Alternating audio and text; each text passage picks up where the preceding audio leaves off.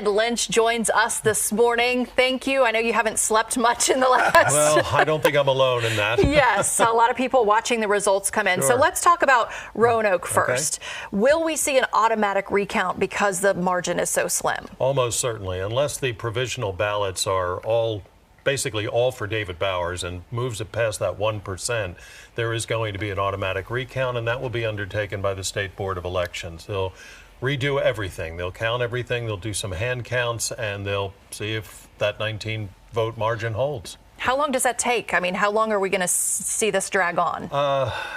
The recount shouldn't take very long. It shouldn't take any more than a few days. Now, if somebody contests it, if the courts get involved, well, then it could go on for a while. But the indications from Mr. Cobb are that if he loses the recount, he'll concede, and that will be the end of it. Okay. All right. The doctor was in yesterday and told us, watch North Carolina, how quickly it might be called for Trump and how things would go from there, and you called it. Well, North Carolina was key, and I was watching to see how early it would go. I thought it would probably go to Trump, but would it be at 11? Would it be at 1? Would it be at 3?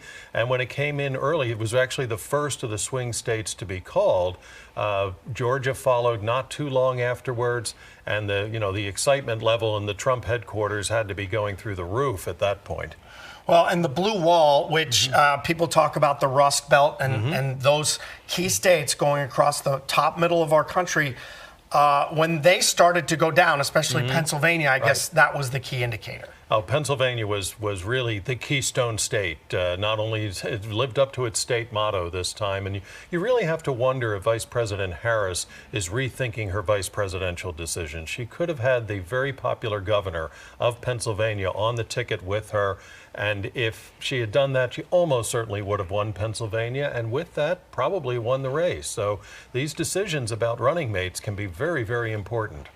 So any surprises? I know we're still waiting on the House this morning. The Senate is going to be Republican. The House is looking like it's going to be Republican. Yes. Any surprises? Well, there are all sorts of surprises. The mayor's race here in Roanoke was a surprise. That Virginia was as close as it was a big surprise. I thought Virginia would be called very, very early. I was here for your 11 o'clock broadcast, and they hadn't called it yet at that point. So I was surprised by that. And I was surprised. I think we're all going to be surprised at the extent of the Republicans' victory in the Senate. They could end up with 55 seats out of 100.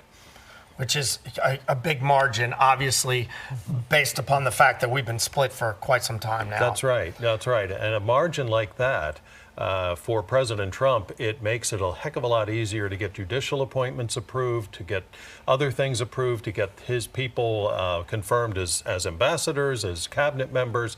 It's a heck of a lot easier to work with a majority of 55 than 51. Okay. Well, the good doctor, thanks for being in again. Yeah. I appreciate it. Thank you. Get some sleep. Yes, I'll try.